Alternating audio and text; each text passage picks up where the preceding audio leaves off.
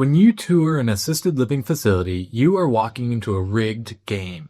They hand you a brochure with a price, but that number is a lie. I found 23 hidden fees that facilities use to double your bill. That chandelier in the lobby isn't free. It was paid for by families who didn't read the fine print. Today, I'm exposing the 5 biggest categories of hidden fees that turn a $4,000 quote into an $8,000 bill. And I'm giving you a free tool that you can use to stop it. If you're new here, I'm Ethan Carbo. I'm not sponsored by anyone. My only goal is to help you by giving you good information so that you can make good decisions. Let's jump in. Now, I wrote down every single hidden fee I could find. There were 23 of them, which is insane. And if I went through all of them in this one video, we would be here forever. So I put the full list into a hidden fee checklist. It's a PDF, it's free, and it's linked down below in the description. The first category is upfront costs. Think of these as a cover charge just to get in the building. These are fees that your parents pay before they ever get to spend a night in their room. Facilities will try to frame these as necessary administrative costs, but in reality, they're often just profit centers designed to lock you in. Once you pay these, that money is usually gone forever. On the checklist, you'll see 4 specific hidden fees in this category, but the one that you really need to look out for is the community fee. They'll tell you that this community fee covers something like room preparation or marketing costs. It's usually equal to 1 month of rent, so we're talking $4,000 or $5,000. But here's the dirty secret. It's mostly a sales commission for whoever's giving you the tour or whoever gets you to the point of signing up. And they stack this with the waitlist fee. Good facilities are often full, so they'll ask for $500 or $1,000 just to hold your spot in line. The catch is that if you don't ask the right question, that $1,000 is just an administrative charge used to put your name on a piece of paper, but it doesn't have to be. Here's the fix. First, it's very important that you recognize that you have leverage here. They want you in their facility as much or more than you want to be in their facility.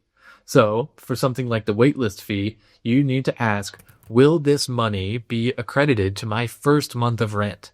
If not, it often can't, so there's no harm in asking. For the community fee, remember that it's essentially a commission, which means it's negotiable.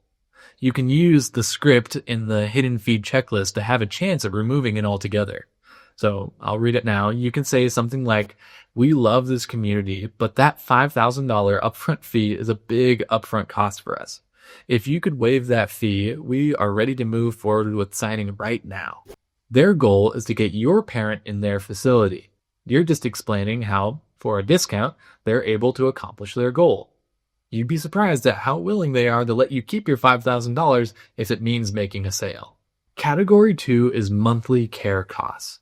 This is the most common place families get confused. In another video where I compare the costs of assisted living with aging in place, I explained that assisted living is more like an all-inclusive package, whereas assisted living is more like a la carte dining where you pick and pay only for what you need. But assisted living also has its fair share of options, making it feel a little a la carte as well.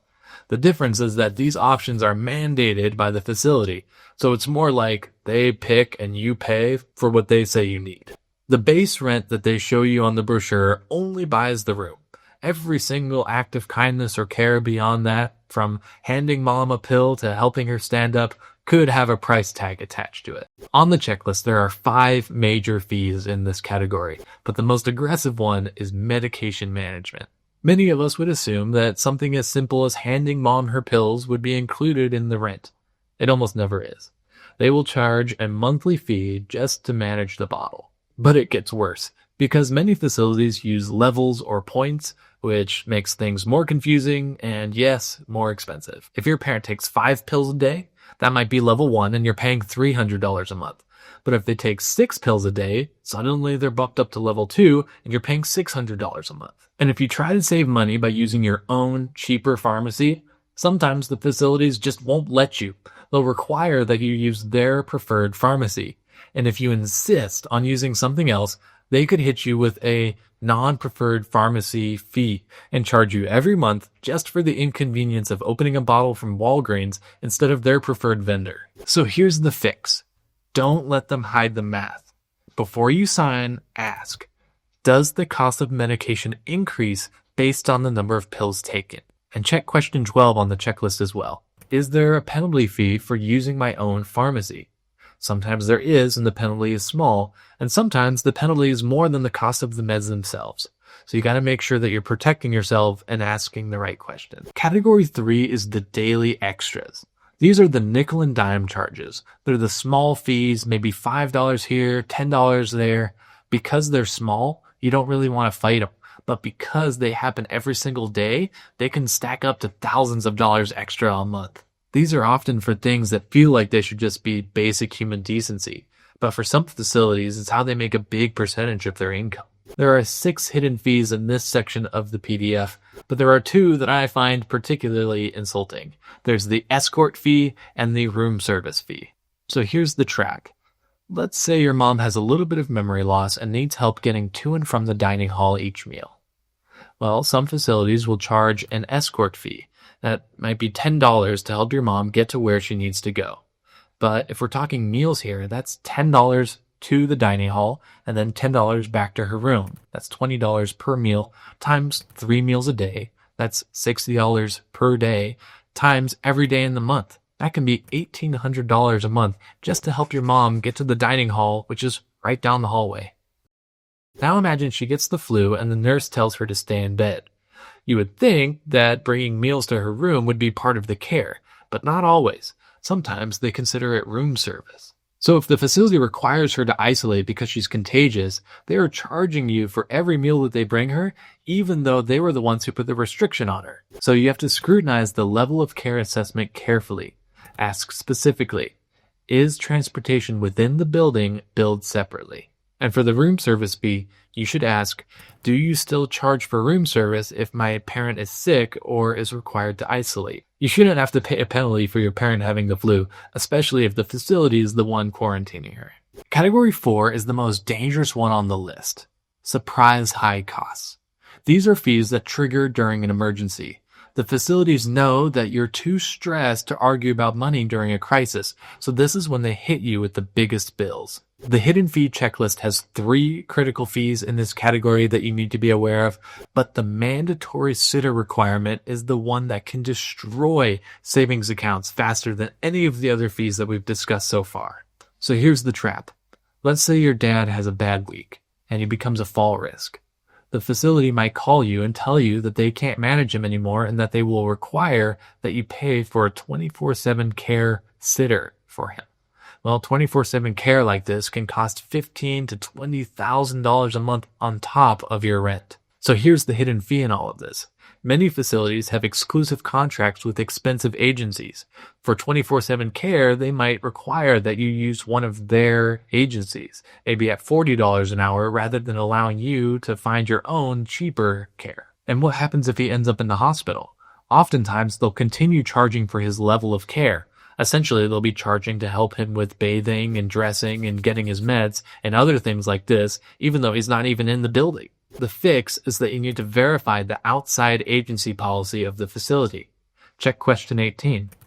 If we are required to have a sitter, are we allowed to hire our own? And while you're at it, make sure that the contract says that if your parent is hospitalized, that the billing goes down to just the room rate, not the care rate. The last category is the one that no one wants to think about, but it's really important. Exit costs. This covers what happens when you leave or when your parent passes away. You would hope that a facility would have some compassion in moments like this, but oftentimes the contract is ruthless. There are 3 final traps found in this last section, but the death clause is the one that catches almost everyone. You need to ask, if my parent dies, does billing stop immediately? Most of us would assume yes, because of course I shouldn't have to pay for a room that we're not using. But many contracts require 30 to 60 days of written notice to terminate a lease, even in the event of death. This means that while you're planning a funeral and grieving, the facility is still charging you $6,000 a month for an empty room. The fix is negotiate it. It's very hard for a sales director to look you in the face and tell you, yes, we plan on profiting from your mother's death. You can tell them, I'm uncomfortable with a 30-day notice. We need to change this to 7 days. Most reasonable places will agree to this if you push back before you sign. So those are the big 5 categories of hidden fees that you need to be watching out for before you sign. So much of the assisted living industry relies on you being uneducated, stressed, and emotional. Together, we can make sure that you win. If you want to see all 23 hidden fees that I found, click the link below and download the hidden fee checklist. Again, it's free. Print it out, take it with you on your next facility tour. And if you know of anyone else who might find this information useful, please do them a favor, be a hero, send them this video. Now that you know how to stop them from nickel and diming you, you need to make sure that they don't take your entire estate. There's a specific signature line that's buried deep in most admission packages that will legally transfer your parents' debt to your personal bank account. I explain exactly what that line looks like and 3 other massive money traps in this video right here.